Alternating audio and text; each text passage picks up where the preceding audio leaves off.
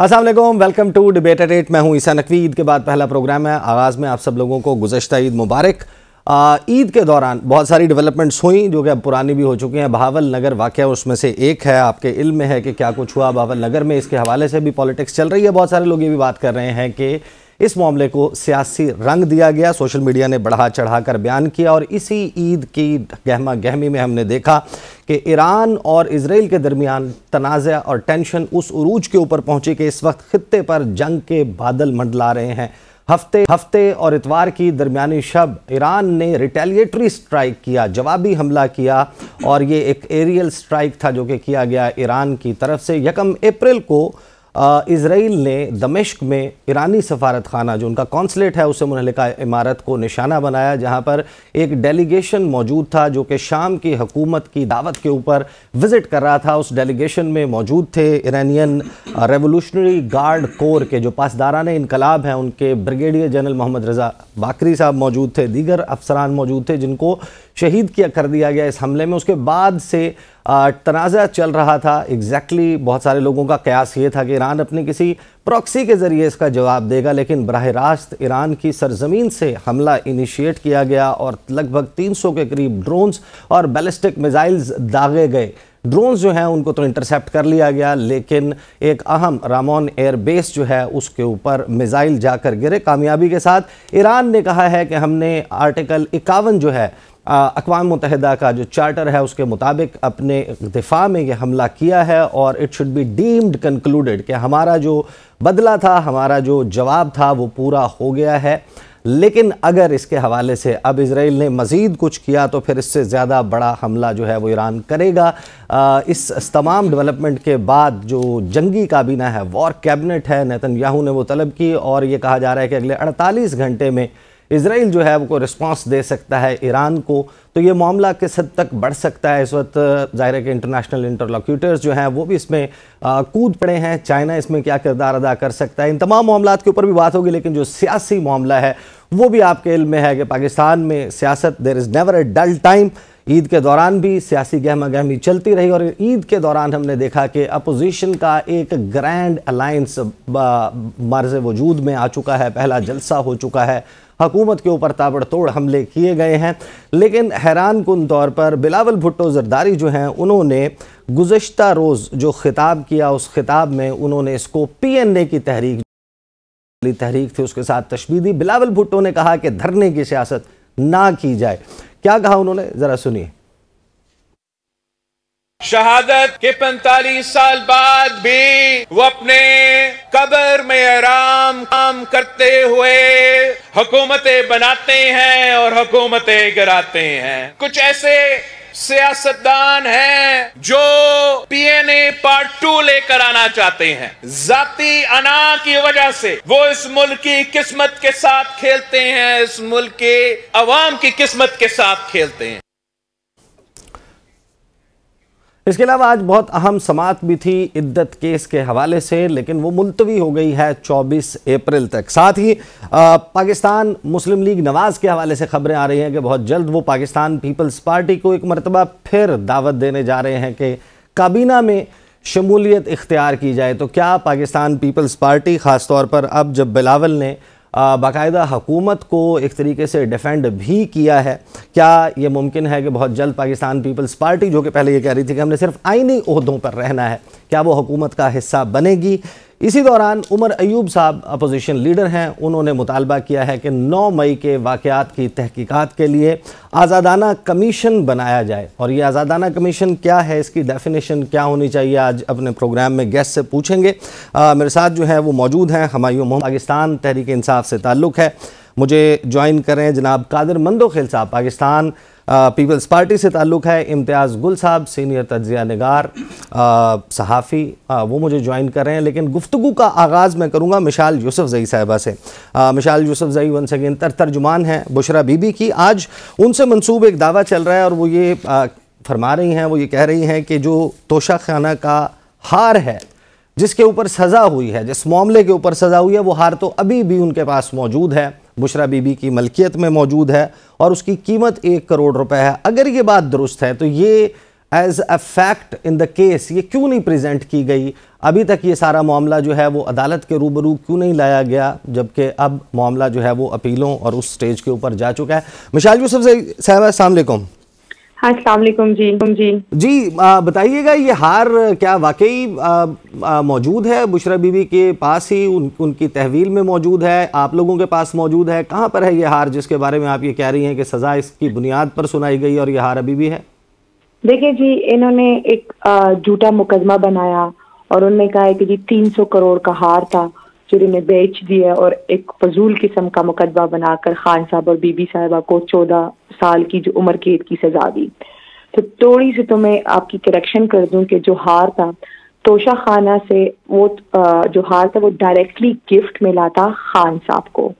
तो जब military secretary वो बनीगाला लेकर गया तो खान साहब ने उसे कहा कि पहले ये तोशा खाना में जमा करो, फिर मैं वहां से लूंगा। फिर खान साहब ने उस कर्ज की ड्यू प्राइस पे करके वो हार लिया। तो इन लोगों ने मुकदमा बनाया तो इन लोगों ने कहा कि जी ये 300 करोड़ का हार है, हालांकि वो हार आज भी हमारे पास मौजूद है। हमने बारहा कोशिश की कि ट्रायल जब चल रहा था तोशा खाना का, तो हमने अदालत को इन्फॉर्म किया कि हम वो हार इधर अडियाला प्रोड्यूस करना चाहते हैं, जिसको हमें अदालत ने अलाउ नहीं किया और एक ही दिन में ट्रायल कंप्लीट करके सजा सुना दी गई। तो वो हार आज भी मौजूद है और उस हार की तकरीबन जो हमने 3 मरतबा चेक किए तो उसकी जो कीमत है वो राउंड अबाउट 1 करोड़ प्लस आ रही है, और उन्होंने 300 करोड़ का मुकदमा बनाया हुआ है। तो ये अपने गेम में अब खुद फंस चुके हैं। इसकी जो वैल्यूएशन है उसका कोई सर्टिफिकेट वगैरह बनवाया है? कहाँ से करवाई है इसकी वैल्यूएशन वगैरह? देखिए जी, जो सर्टिफिकेट होता है हमने उसकी एवेल्युएशन कराई है, एक जगह से नहीं 3 जगहों से कराई है, और उसकी उतनी ही ड्यू कंसिडरेशन बनती थी जो खान साहब ने पे की है बाय रूल बाय लॉ। तो ये तो इनको ये लगता था कि शायद हार मौजूद नहीं है और ये अपनी मर्जी से 300 करोड़ क्या ये 300 अरब का केस भी बना सकते थे, लेकिन अब ये अपनी गेम में खुद फंस चुके हैं। सही, बहुत बहुत शुक्रिया। मिसाल यूसुफजई साहबा हमारे साथ मौजूद थी। गुफ्तगू का आगाज़ करते हैं। हमायूं मंदखेल साहब मौजूद हैं, हमायूं मोहम्मद साहब मौजूद हैं, आई एम सो सॉरी, और कादिर मंदोखेल साहब मौजूद हैं और इम्तियाज़ गुल साहब मौजूद हैं। कादिर मंदोखेल साहब, आपसे शुरू करेंगे। पाकिस्तान में ये जो हालिया एक सियासी सूरत हाल है, इसमें ख़ास तौर पर जो सज़ाएँ हुई बानी चेयरमैन तहरीक इंसाफ इमरान खान साहब को, उसकी बुनियाद के ऊपर इंटरनेशनली भी बहुत क्रिटिसाइज़ किया गया है कि ये जो ड्यू प्रोसेस ऑफ लॉ है गालिबन उसको फॉलो नहीं किया गया, फेयर ट्रायल का हक जो है वो नहीं मिला, केसेस को उजलत में मुकम्मल किया गया। तो ये मिसाल यूसुफजई साहबा जो आज फरमा रही हैं, क्या कहेंगे आप? देखिए, पहली बात तो ये कि जो खान साहब का निकाह के हवाले से जो केस बनाया गया, मैं उसको इंतहाई घटिया और शर्मिनाक मुकदमा कहूँगा, क्योंकि अब हमारी गैरत तो यहाँ तक आ गई है कि हम ख़वातीन की निकाह तक भी पहुँच गए। तो मैंने पहले भी मुखालफत की, आज भी करूँगा और आइंदा भी एज ए पख्तून। हमारा कल्चर इस चीज़ की इजाज़त नहीं देता है कि हम इस तरह केसेस बना ले और इस तरह बात कर ले।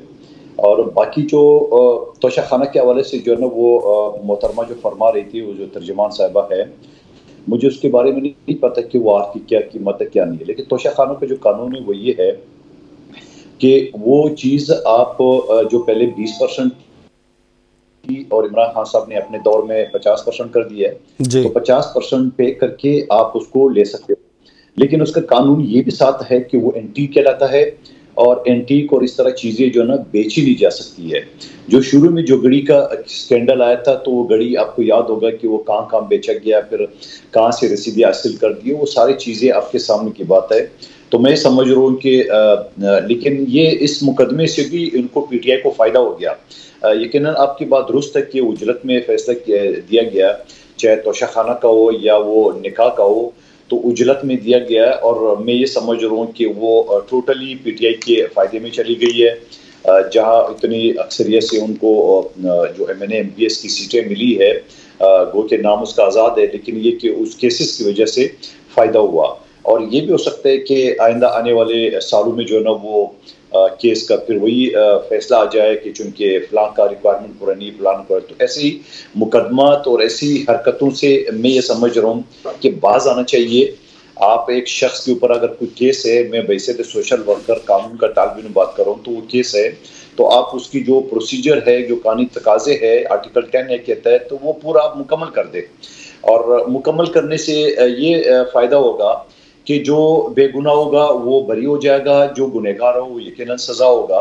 तो ऐसे मुकदमात से जो है ना वो दरेख करनी चाहिए। और फिर आप ये 6 जजेस की जो खतूत आ रहे हैं, आप इनसे भी अंदाज़ा लगा सकते हैं कि ये जजेस के ऊपर भी प्रेशर है। और गो कि मैं उसे इख्तलाफ करता हूँ कि उन्होंने सिर्फ एक शख्सियत की बात की है, गो कि उन्हें हज़ारों फैसले दिए हैं। डिप्टी कमिश्नर इस्लामाबाद तो लिटरली उन्होंने नाक रगड़ाया, तो उन्होंने नचवाया पूरा, लेकिन एक इंस्पेक्टर का नाम तक वो जज नहीं ले सकते। तो अब यही चीज़ होता है कि मैं माजी में भी जो असम्बली में था चीखता रहा कि आप ये जो जजेस की अपॉइंटमेंट है वो आप मेरिट पे क्या करें। आप ये बड़े वकीलों के और रिटायर्ड जजों के बांझे भतीजे को न लिए, बल्कि पाकिस्तान में गरीब वकला, काबिल वकला मौजूद है, जो इस वक्त 4-4.5 लाख की तादाद है। तो कोई गरीब का बच्चा भी ये कह सकेगा कि आपके कहने का मतलब ये है कि जो जिन जजेस ने खत लिखा है ये पॉलिटिकल अपॉइंटीज थे, इनको सियासी बुनियादों पर भर्ती किया गया था। जी उन्हीं की बात कर रहा हूँ। जजेस जो खत लिखा है उस खत से आप इनका खौफ का अंदाजा लगा ले कि वो बानी पीटीआई का तो जिक्र किया है, मगर ये कि बाकी का जिक्र नहीं किए। और जो उनको प्रेशर था, और प्रेशर के लिखा है कि एक इंस्पेक्टर यानी उनके नाम लेने से भी उड़ते हैं। तो फिर क्या बात है कि आपने नून लीग के उज़रा के कहने पे आपने 4 लाख मुलाजमीन का सर कलम कर दिए, जिसके लिए हमने तहरीक का आगाज़ आज कर दिए कराची प्रेस क्लब से और पाकिस्तान भर के मजदूरों से के हक में, क्योंकि ये मजदूरों के जो फैसले थे ना एज ए कमेटी चेयरमैन मैंने किए थे और मुझे पूरे असम्बली की तायद हासिल थी। तमाम पार्टीज़ के MNA थे, स्पीकर की रूलिंग मौजूद है, प्राइम मिनिस्टर हाउस की इस्टेब्लिशमेंट डिवीजन की सर्कुलर मौजूद है। और उसके बावजूद आइन के आर्टिकल 69 के तहत कोई जज किसी असम्बली या उसकी कमेटी के फैसले में मुदाखलत नहीं कर सकती है।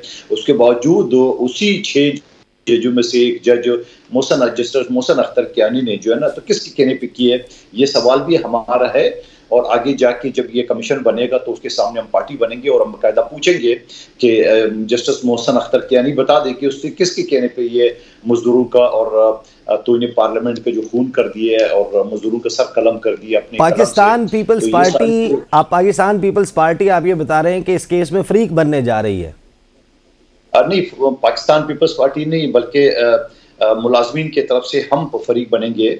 जो मुतासरा मुलाजमीन है जो कि पूरे पार्लियामेंट की, पिछली हुकूमत की पूरे पार्लियामेंट की उनकी तायद हासिल थी, स्पीकर की रूलिंग मौजूद है, तो हम पार्टी बनेंगे और उसमें हम ये पूछेंगे जस्टिस मोहसिन अख्तर कियानी से कि आपने किसके कहने पे ये सारे डायरेक्शन दिए हैं, किसके कहने पे। मुझे जो आपने जो सियासी बुनियादों पर भर्ती होने वाले जजेस हैं या आपने फरमाया, मुझे इसके ऊपर जवाब लेने दें। हुमायूं मोहम्मद साहब, आप के जो मुखालफिन हैं वो ये कह रहे हैं कि आप लोगों ने सियासी बुनियादों पर जिन जजों को लगाया था, आज वो बानी PTI को फ़ायदा देने के लिए, बानी चेयरमैन को फ़ायदा देने के लिए, आपकी जमात को फ़ायदा देने के लिए ये ख़त लिख रहे हैं, ये सब कुछ कर रहे हैं।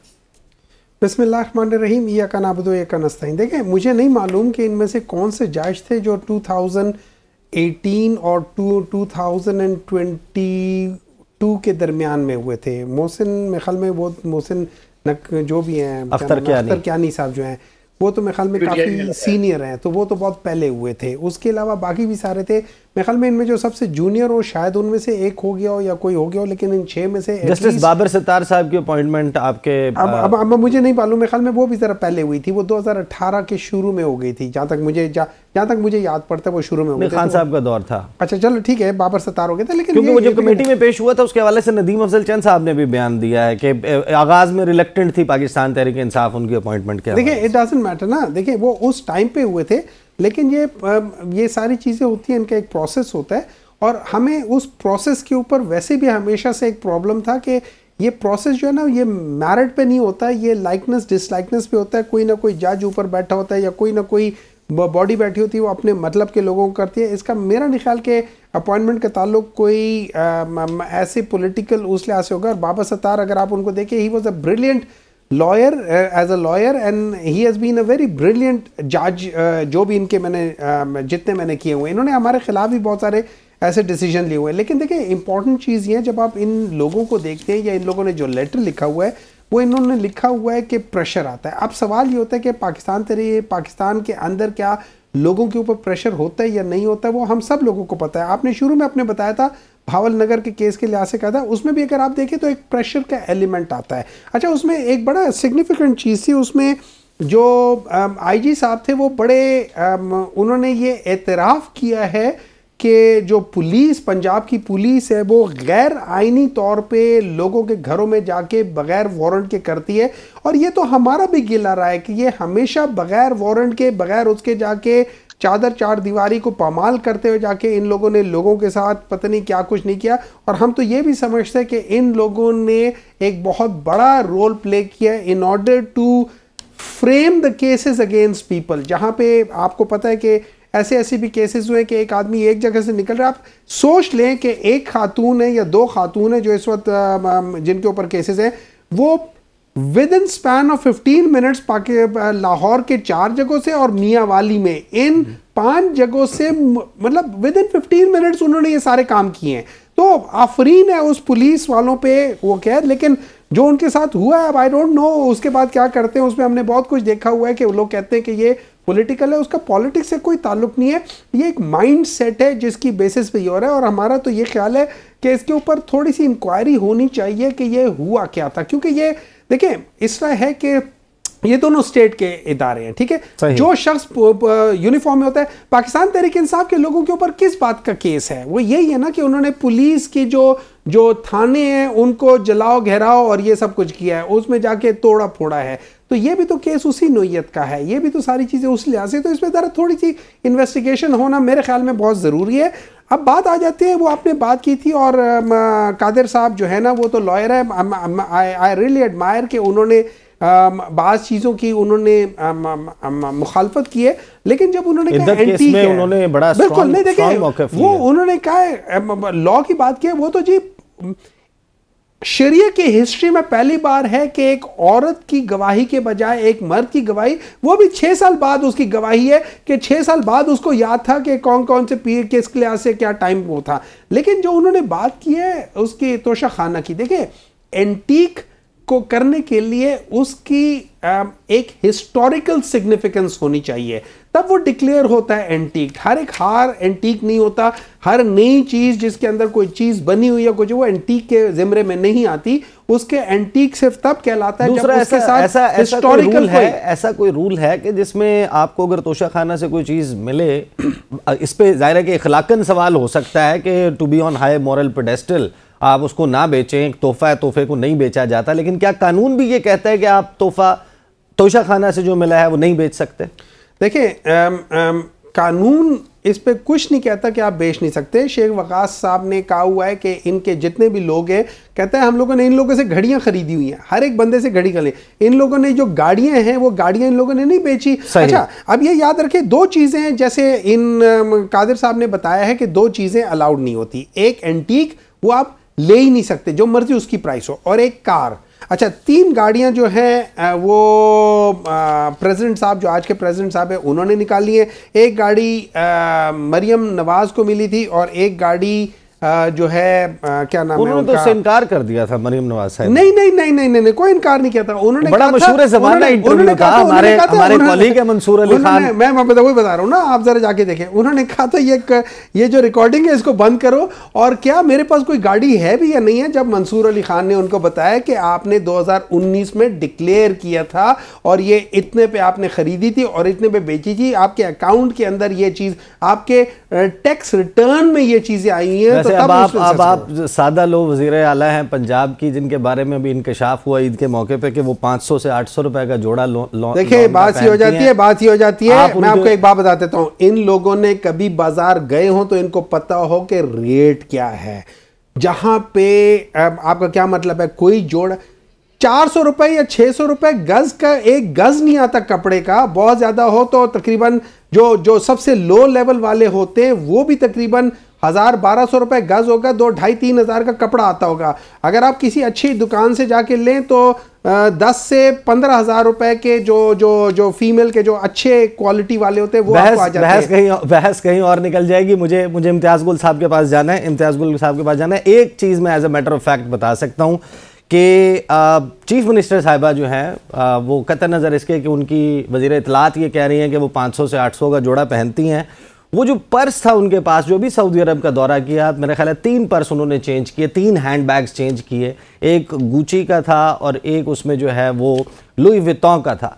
और उनकी आप प्राइसेस जाकर खुद चेक कर सकते हैं on the go PM, until and unless के वो रेप्लिका हो, थर्ड कॉपी 2 नंबर वाले होंगे ना, 2 नंबर वाले कि वो हो, तो अदरवाइज उसकी प्राइसेस जो है वो 4 से 6,000 $6,500 $7,000 जो है वो बड़ी मामूल की बात है। इम्तियाज गुल साहब, ये जो पुलिस का मामला है इसके ऊपर बात हुई, ये कतई नज़र इसके, ये बहावल नगर का वाकया है, इसको ज़रा एक तरफ रख के ज़रा बता दीजिए मुझे कि ये जो पुलिस पंजाब की है, ये इसका कोई अपना अंदर का कोई मसला है?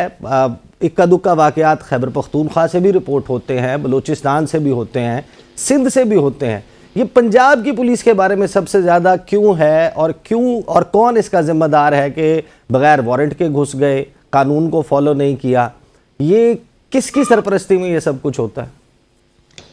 मेरे ख्याल में 2-3 पुलिस ऑफिसर्स ने इस हवाले से ट्विटर पे अपने बयानात भी रिकॉर्ड किए हैं, और इससे वो अफसोसनाक सूरत हाल सामने आती है जिससे पाकिस्तान इस वक्त दो चार है, और जिसकी वजह से पाकिस्तान के अवाम की गालिब अक्सरियत पुलिस के हाथों मुश्किलात से दो चार है। उसमें बुनियादी तौर पे उन्होंने एक तो ये कहा कि उनको सियासतदान, उनके जो बॉसेस हैं वो गलत काम करवाते हैं। अब सियासतदानों के अलावा भी कुछ लोग हैं, कुछ इदारे हैं जिनके कहने पे ये लोगों के घरों में घुसते रहे हैं खुद। बल्कि हम तो बहावल नगर की बात कर रहे हैं। मैंने इम्तियाज साहब, सियासतदान बलूचिस्तान में भी हैं, खैबर पख्तूनख्वा में भी हैं, सिंध में भी हैं। मैं कंपैरेटिवली कह रहा हूं कि वहां पर वाकयात कम होते हैं। पंजाब में क्या ये अब कल्चर बन गया कि पुलिस को इस्तेमाल करना है सियासतदानों ने? ये क्या है? पंजाब में बिलाशुबा ये कल्चर ज़्यादा है। यहाँ के जो सियासत, बल्कि तो मेरा ख्याल है शुरू से ऐसे ही रहा है कि सियासतदान चाहे वो सिंध में है, चाहे खैबर पख्तूनख्वा में है, चाहे बलूचिस्तान या पंजाब में है, वो ये समझता है, जो भी वज़ीर आला होता है मिसाल के तौर पे, वो समझता है कि इंस्पेक्टर जनरल पुलिस उसका मातहत है। और इसकी बड़ी मिसालें हैं। बड़े इंस्पेक्टर जनरल पुलिस ने इस हवाले से मुझे बताया भी हुआ, हमने इंटरव्यूज़ भी किए हैं कि वज़ीर आला बहुत नाराज़ होता है जब इंस्पेक्टर जनरल पुलिस उसकी बात नहीं सुनता, क्योंकि वो ये समझते हैं कि तो आप तो हमारे हैं। वो कहते हैं नहीं, मैं तो इस सूबे का सरकारी मुलाजिम हूँ। तो वही सोच जो है, जो वज़ीर आला इजहार कर रहा है, जिसका आपको फिर तमाम लेवल्स पे मिलती है। और चूंकि ये सरपरस्ती होती है पुलिस की, जो कि सियासतदान कर रहा होता है, और सियासतदान के अलावा फिर और बहुत सारे इदारों के लोग भी हैं, वो भी इनकी सरपरस्ती कर रहे होते हैं। फिर एक कुछ इदारे हैं जिनकी अपनी फोर्स नहीं है, वो भी पुलिस ही को अपने गंदे गलत कामों के लिए इस्तेमाल करते हैं। तो उसमें नतीजा क्या निकलता है? नतीजा ये निकलता है कि ये लोग जो इन गंदे कामों में शामिल होते हैं, इनकी बड़ी हौसला अफजाई होती है। ये फिर ज़ाती मकासद के लिए मुजरिमाना जो क्रिमिनल गैंग्स हैं उनके साथ मिलके भी जुराइम में भी शामिल हो जाते हैं। तो एक तरफ ये सियासतदानों के लिए, रियासती इदारों के लिए गलत काम करते हैं, दूसरी तरफ उसी सरपरस्ती का फ़ायदा उठाते हुए ये जुराइम पेशा गिरोहों के साथ भी मिल जाते हैं। और इसी वजह से बड़े लोगों को हमने देखा है कि वो ASI SHO होते हुए उनके बच्चे लंदन में पढ़ रहे हैं, न्यूयॉर्क में, वाशिंगटन की महंगी यूनिवर्सिटी में पढ़ रहे हैं। और ये मैं बात कर रहा हूँ आज से 10-15 साल पहले की। हम आप कमा के थक जाते हैं, लेकिन ये लोग हैं एक SHO ASI के तौर पे, इनके 3-3 4-4 बच्चे बाहर पढ़ रहे होते हैं। तो बुनियादी वजह यही है कि सियासी सरपरस्ती, और सियासी सरपरस्ती की वजह से गलत काम, फिर इनकी हौसला अफजाई होती है और ये समझते हैं कि ये काम। इम्तियाज साहब, कमिंग टुवर्ड्स पॉलिटिक्स, ये बताइए कि बिलावल भुट्टो जरदारी साहब का आपने गुज़श्ता रोज़ जो उन्होंने खिताब किया वो सुना होगा। उन्होंने तशबीह दी है जो ग्रैंड अलायंस अपोजिशन का बना है, तहफ़्फ़ुज़ आईन पाकिस्तान के नाम से मुख्तलिफ सियासी जमातें, जो अपोजिशन की जमातें हैं वो इकट्ठी हुई हैं, वो इसको कंपेयर कर रहे हैं PNA के साथ, वो जो 9 सितारों वाली तहरीक थी उसके साथ। आप माशाल्लाह सीनियर सहाफ़ी हैं, आप ज़रा हमें बताएं कि ये कंपैरिजन ड्रॉ करना कि ये वो 9 सितारों वाली तहरीक PNA की तरह की तहरीक है, क्या ये बिलावल का जो इस हवाले से कंपैरिजन है, ये दुरुस्त कंपैरिजन? देखिए, बड़े शर्म की बात है कि जुल्फ़िकार अली भुट्टो को फांसी 45 साल पहले हुई, और वो आज भी कितने फ़ख्र से उनका नवासा कह रहा है कि वो कब्र में बैठ के कब्र में आराम करते हुए हुकूमतें गिरा रहे हैं, बना रहे हैं। यानी पाकिस्तान की जो हालत इसी वजह से पहुंची है, इस सोच की वजह से कि इन्होंने एक लाश पे अपनी सियासत की दुकान कायम कर रखी है। इनको तो उसका रेफरेंस ही नहीं देना चाहिए, इसलिए कि 45 साल गुजर के पूरी एक नई नस्ल जो है वो बड़ी हुई है, बल्कि 2 नस्लें इस दौरान बड़ी हो चुकी हैं। अब अल्लाह करे कि बिलावल साहब को कुछ थोड़ी सी अकल आए और ये जो नाराबाजी पीएनए वाली जो बात जो उन्होंने की, उनको शायद याद नहीं रहा कि नेशनल पीएनए की जो तहरीक शुरू हुई थी वो बुनियादी तौर पे उसको बढ़ावा इस वजह से मिला था कि 1977 के इंतखाबात में बड़े बुरे तरीके से धांधली हुई थी। खुद इनके नाना के हलके से जमात इस्लामी के उम्मीदवार जान अब्बासी साहब को अगवा कर लिया गया था। और मुझे याद है हम कॉलेज में उस वक्त होते थे कि चूंकि फिर इन तमाम जमातों ने कॉल दे दी थी बाइकआउट की, तो जब सूबाई असम्बली के इंतखाबात जो कि कौमी असम्बली के 2 दिन बाद या 1 दिन बाद होने थे, उसमें कम से कम पिंडी रावलपिंडी में अपने हलके में हमने देखा कि बहुत ही कम लोग वोट डालने गए थे। तो इनको ये याद रखना चाहिए था कि पीएनए की तहरीक इंतखाबात में धांधली के खिलाफ, बड़ी धांधली के खिलाफ शुरू हुई थी। अभी जो पीएनए 2 शुरू हुई है बकौल इनके, वो भी पूरे निज़ाम में जो आइन और कानून का जो हशर किया गया है उसके खिलाफ है, और जो 8 फरवरी के इंतखाबात के नताइज के साथ जो बलात्कार किया गया है उसके खिलाफ है। तो लिहाजा इनको तो शायद किसी ने ये कान में डाल दिया होगा, लेकिन अब इनको मेरा ख्याल है पछतावा हो रहा होगा कि इन्हें उसका जिक्र क्यों किया है। सही। अब मुझे ब्रेक पे जाना है, ब्रेक से वापस आएंगे तो साहब से जवाब लेंगे कि बिलावल जो है वो किस कॉन्टेक्स्ट में ये बात कर रहे हैं, पीएनए से क्यों इसको कंपेयर कर रहे हैं, और क्या रिकन्सिलिएशन की तरफ जो पहले मौक़िफ़ रहा है पाकिस्तान पीपल्स पार्टी का, क्या अब भी वही है कि मफाहमत होनी चाहिए, या फिर अब वो बाकायदा हुकूमत का हिस्सा बनने के इम्कानात उनके रोशन हो गए? क्योंकि पाकिस्तान मुस्लिम लीग नवाज़ के हवाले से खबरें चल रही हैं कि वो उनको दावत देने वाले हैं। बात करते हैं after the break.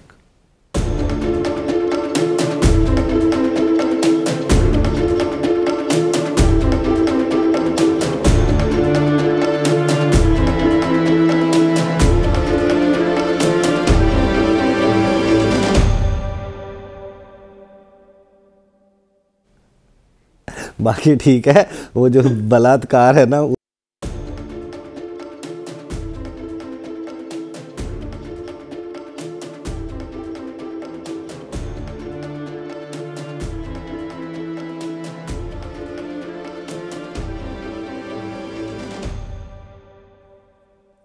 Welcome back after the break. Qadir Mandokhel साहब, बिलावल भुट्टो जरदारी साहब ने जो गुज़श्ता रोज़ खिताब किया, अपोजिशन जो है वो जमहूरियत का हुस्न है, अपोजिशन का होना बड़ा इम्पॉर्टेंट है किसी भी मुल्क में, किसी भी जमहूरियत और जमहूरी निज़ाम हुकूमत में।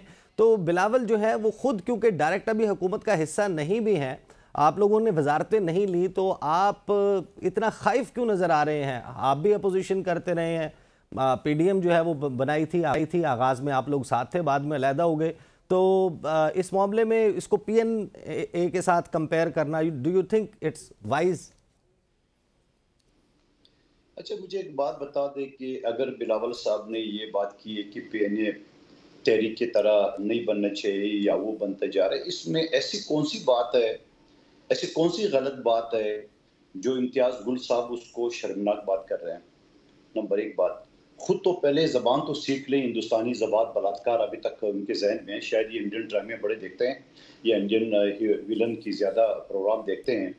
और दूसरी बात जो बिलावल साहब ने कही है शहीद जुल्फ़िकार अली भुट्टो के हवाले से, वो शायद इनको सियासी शऊर नहीं है, या इसको पता नहीं है, या पाकिस्तानी ज़बान उसको नहीं समझ में आ रही है, कि उन्होंने ये कहा कि आपने आज से 45 साल पहले जिस शख्सियत को झूठे मुकदमे में अलग कर दिए, वो शख्स आज तक आपके ज़हनों पे सवार है, आज तक आपके ज़हनों में उनके नाम पे वोट मिलता है, और वो वोट के ज़रिए, जिसका नाम पीपल्स पार्टी है, उसके ज़रिए हुकूमत गिराते और बनाते, जो अभी भी हुकूमत पीपल्स पार्टी की वजह से बनी, वरना कोई हुकूमत ही नहीं बन सकती थी। तो ये थोड़ा सा फ़र्क है, सियासी तरबियत का शायद उनको ये इल्म नहीं है। और दूसरी बात आपने कही है कि हमें हुकूमत की ऑफ़र है, देखिए जी, मैं दोबारा ये कहूँगा कि ये ऑफर पीटीआई को भी थी, क्योंकि हमारी पोजीशन ऐसी है कि हम खुद सिंगल पार्टी हुकूमत नहीं बना सकते थे, और अगर हम नून लीग को भी नहीं सपोर्ट करते तो होता क्या ये कौमी असम्बली खड़ी हो सकती थी? क्या ये काबीना या नहीं, ये मंदोखिल साहब, ये मुख्तलिफ बात है। आप जो आपका ऑफर है कि हम पीटीआई का साथ भी देने के लिए तैयार थे, नून लीग का ये डिफरेंट है। यहां पर बात ये हो रही है कि नून लीग आपको काबीना में शमूलियत की दावत देने जा रही है। अगर वो ये दावत आपको दे रहे हैं, क्या पाकिस्तान पीपल्स पार्टी शहबाज शरीफ की काबीना में दोबारा बैठेगी पहले 16 माह के तजुर्बे के बाद? क्या बिलावल भुट्टो जरदारी एक मरतबा फिर हमें शहबाज शरीफ की काबीना में नजर आएंगे? Is that a possibility? देखिए, ये बातें सारी आप अगर मगर की कर रहे हो। जब पीपल्स पार्टी के सेंट्रल एग्जीक्यूटिव कमेटी एक फैसला कर चुकी है कि हमने हुकूमत को सपोर्ट करना है मगर हुकूमत का हिस्सा नहीं बनना है, तो वो बात तो अभी तक कायम है।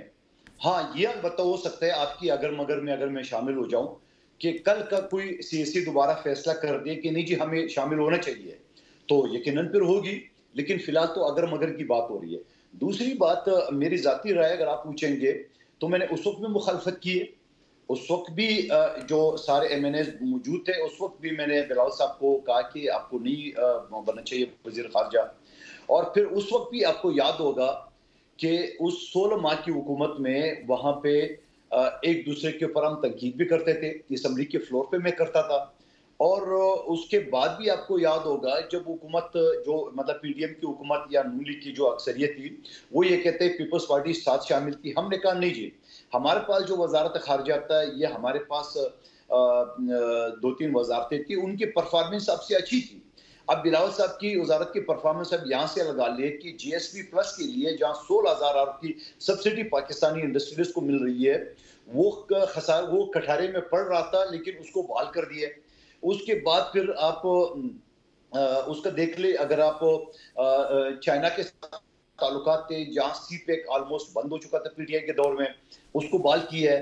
फिर उसके बाद वो ग्रे लिस्ट से निकालने की जो कोशिश की सिफारिशें सतह पे, वो आपके सामने।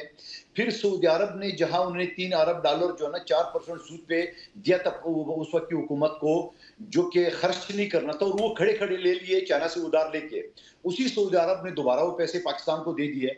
तो मैं ये समझ रहा हूँ कि वजारत खारजा की जो परफॉर्मेंस है वो अब सबके सामने। इसी वजह से मैं जाती तौर पर यह होता हूँ कि पार्टी की सेंट्रल एग्जीक्यूटिव कमेटी ने इस बात पे फैसला किया है कि इस मरतबा मैं अच्छा हूँ तुम बुरा हो, तुम अच्छे हो मैं बुरा हूँ, ये छोड़ दे। आपको फुल फ्लैज हम सपोर्ट कर रहे हैं, आप फैसला करें, लेकिन सॉरी, लेकिन फिर ये भी एक चीज होगा। अच्छा मंदोखिल साहब, ये जो वजारत खारजा बुरा करेंगे तो भी आपको होगा। ये जो वजारत खारजा है, इसके ऊपर तो हमें पूरा सेपरेटली एक प्रोग्राम करना पड़ेगा।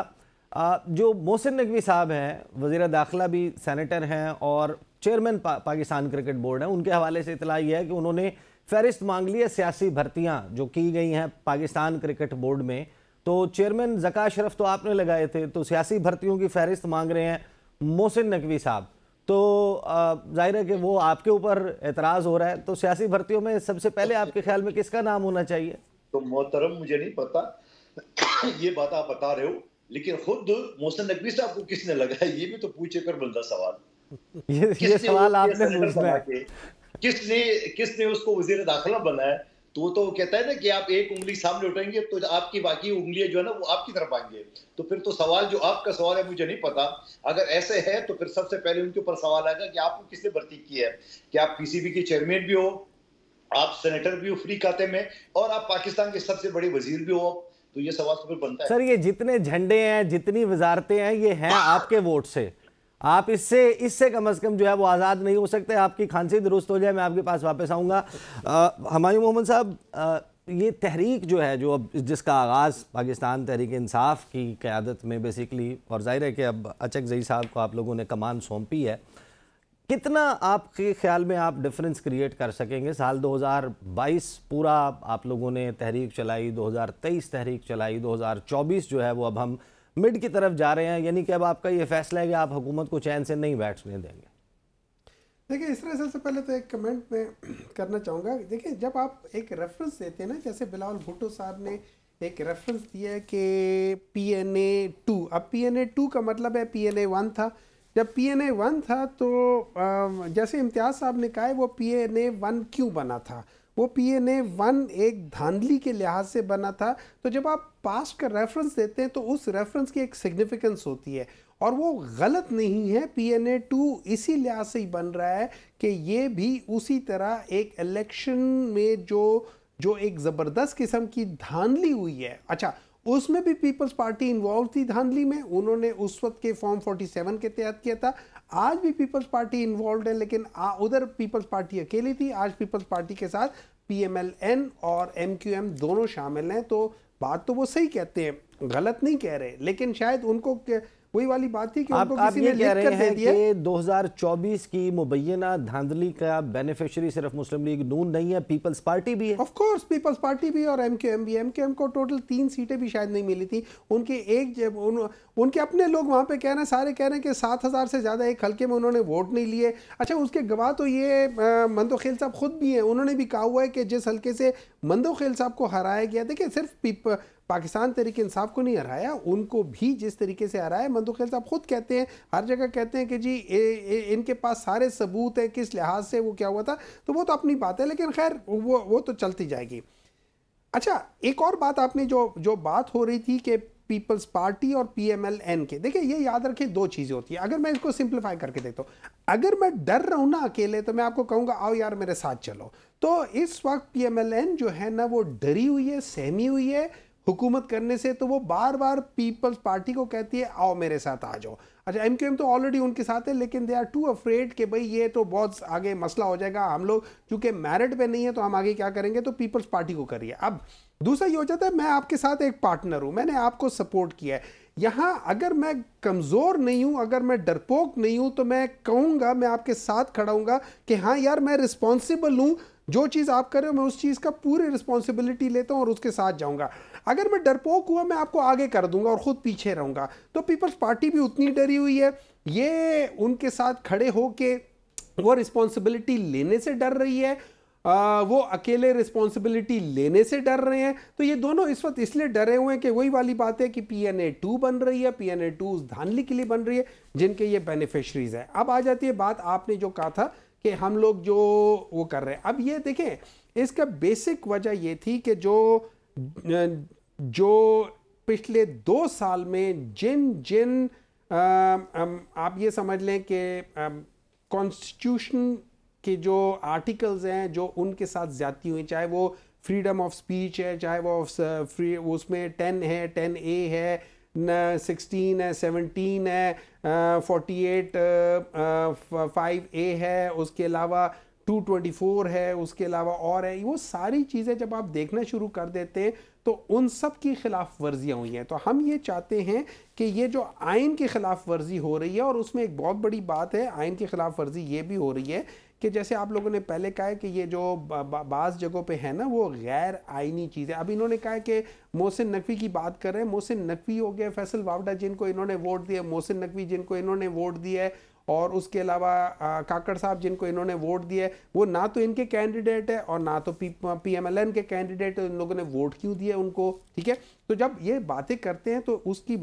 उसका मेन मकसद यही है कि ये सारी चीज़ें जो गलत हो रही है पाकिस्तान में उसको ठीक होना चाहिए, इंक्लूडिंग फ्री फेयर और ट्रांसपेरेंट इलेक्शन। ऐसे जिनका तज़किरा करें तो पीपल्स पार्टी के दोस्त और मुस्लिम लीग नून के दोस्त जो हैं वो सिर्फ चेहरे के ऊपर उनके एक मुस्कुराहट, एक खास किस्म की मुस्कुराहट जो है वो देखने को मिलती है। इम्तियाज गुल साहब, पीपल्स पार्टी आपकी क्या अंडरस्टैंडिंग है? What's stopping them? हुकूमत उनके वोट से कायम हुई, हुकूमत का दबदबा, झंडे, गाड़ियां, प्रोटोकॉल, दफातर, दौरे, ये सब कुछ जो है वो पीपल्स पार्टी के वोट की वजह से है। पीपल्स पार्टी आपके ख्याल में, आपकी अंडरस्टैंडिंग क्या है? मोहम्मद साहब को ये लगता है कि दे आर अफ्रेड, उनको खौफ है कि ये नहीं परफॉर्म कर पाएंगे, वो खुद इस वजह से इसका काबीना का हिस्सा नहीं बनना चाह रहे। आपकी अंडरस्टैंडिंग क्या है? देखिए, मौजूदा निज़ाम बुनियादी तौर पे बिल्कुल नंगा खड़ा है और मालूम नहीं किस मजबूरी के तहत नून लीग ने हुकूमत कबूल की है, लेकिन पीपल्स पार्टी की कोई मजबूरी नहीं थी क्योंकि उसको सदारत ज़रूर मिल गई है। यानी एक साहब जो कि 5 मिनट खड़े नहीं हो सकते, बैठ नहीं सकते, वो ट्विटर पे उनकी तस्वीर चल रही थी कि वो अपने वालिद साहब की कब्र पे दुआ कर रहे हैं और पीछे तकिया पड़ा है, तकिया को किसी ने सहारा दिया हुआ है।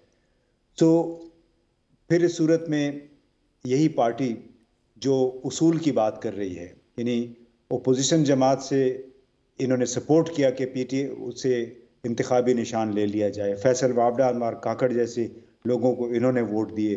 फिर मखसूस नशस्तें जो थीं कौमी असम्बली में, सूबाई असम्बलियों में, तो उसकी बंदरमांड में जिस तरह ये पार्टी शरीक हुई है, और सबसे बढ़ के जो सेनेट का इलेक्शन हुआ है, तमाम के तमाम इलेक्शन खैबर पुख्तनख्वा की असम्बली के बगैर हुआ है। और फिर ये कहते हैं कि आप PNA-2 ना बने, आप धरने की सियासत ना करें, एहतजाज ना करें। मालूम नहीं है किस दुनिया में रहते हैं, शायद किसी दूसरे सैयारे से आए होंगे। इन्हें मालूम नहीं कि गुज़श्ता 1.25 साल के दौरान यहाँ पे क्या हुआ, कि जो शख्स 1 साल तक निगरान वज़ीर आला रहा, उसूलन उसको तो कैबिनेट में और सेनेट में होना नहीं चाहिए था, लेकिन वो सेनेट में भी आ गया, वज़ीर दाखिला भी बन गया और PCB का चेयरमैन भी बन गया। तो मालूम नहीं है कौन से उसूलों की बात करते हैं, कौन से सियासी शऊर की, और कौन सी कानून के ऊपरानी की बातें करते हैं ये लोग। सही। इम्तियाज़ साहब मेरे साथ रहिएगा, साथ रहिएगा। ब्रेक लेंगे, ब्रेक के बाद वापस आएंगे तो बात होगी इस वक्त जो खित्ता है, इस पूरे खित्ते में जो इस वक्त जंग के बादल मंडला रहे हैं, क्या मामला ख़राब हो सकता है? ईरान और इजराइल का तनाज़ा मज़ीद कौन सा रुख इख्तियार कर सकता है? बात करते हैं आफ्टर द ब्रेक।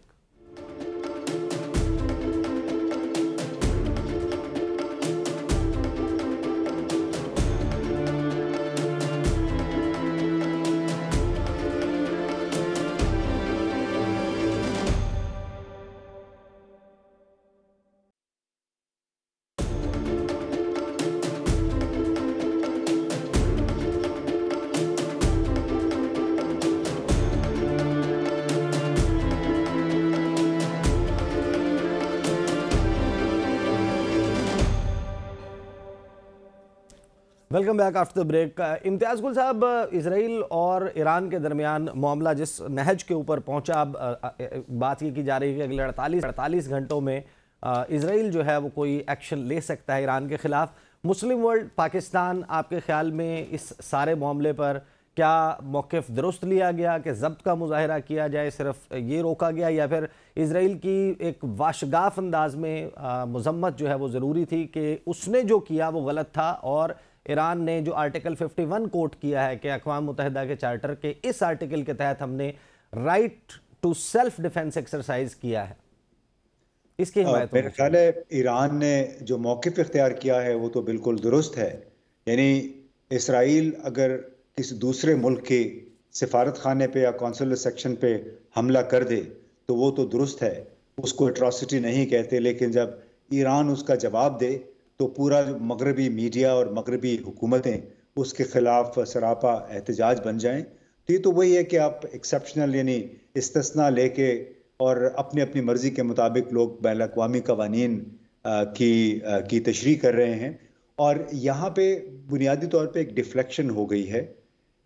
इसराइल ने दमिश्क में ईरानी सफारत खाने पे हमला किया, ईरान ने अपने मिज़ाइल ड्रोन दाग दिए। असल मसला जो गज़ा का है वो उसमें दब के रह गया है। किसी मगरबी मुल्क ने नहीं कहा कि 34,000 के करीब लोग वहाँ पे अब तक शहीद हो चुके हैं, तकरीबन 15,000 उसमें बच्चे हैं। तमाम तर तवज्जो से हट के पिछले 2 दिन से जनाब ईरान इसराइल के दरमियान तनाज़ा है और तीसरी जंग होने वाली है। ना तो ईरानी बेवकूफ़ हैं ना इसराइली बेवकूफ़ हैं। इनमें से दोनों ने किसी ने भी अगला कदम कोई उठाया तो फिर तीसरी आलमी जंग छिड़ सकती है।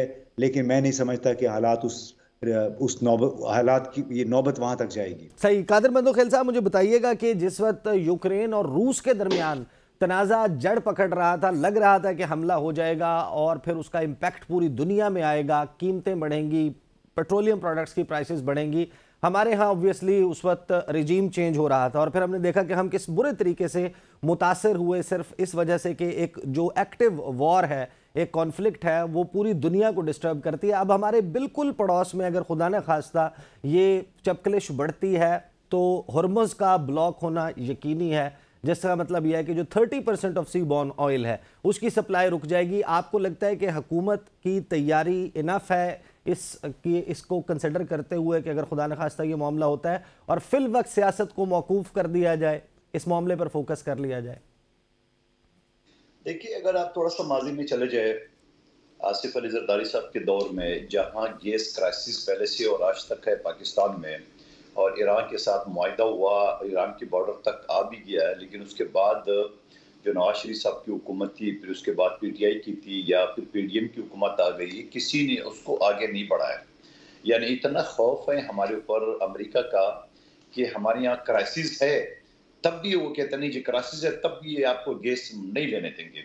तो एक तो ये एक बड़ी अजीब है, हमें बैसत कौम हम सबको इकट्ठा होना चाहिए इस बात पे, तमाम सियासी पार्टियों का।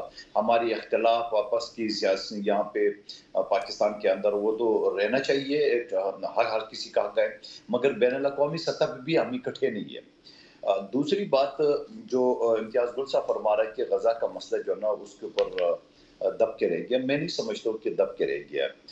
ये समझ लो कि ये मसला ये इसराइल का रास्ता रोकने का और उन मजलूमों को जहाँ 34,000 से ज़्यादा शोहदा इस वक्त हो चुके हैं, जख्मी अलग हैं, तो मैं कहता हूँ कि उनको थोड़ा बहुत मेरे हिसाब से जो है ना एक ब्रेक मिलेगा।